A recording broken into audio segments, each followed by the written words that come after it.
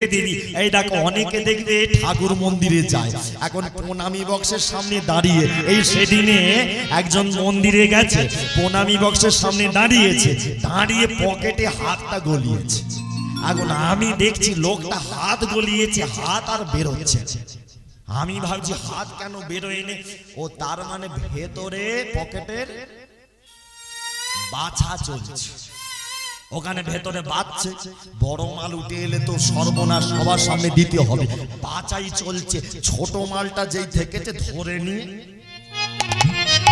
ভগবান বলে তুই যখন বেঁচে বেঁচে দিলি আমিও তোকে বেঁচে বেঁচে। এই যে আমরা হরি নাম করি, ওর নাই যখন ভিক্ষা পাই না, কত যে আমি ছোট 1 টাকা পাই তোমাদের বলে বোঝাতে পারি। বলে ছোট 1 টাকা গুলো কাকে দেবে, বলে কীর্তনিয়াকে দিয়ে বলে ও চালাবে। নিতাই গৌর হরি বল হরি বল।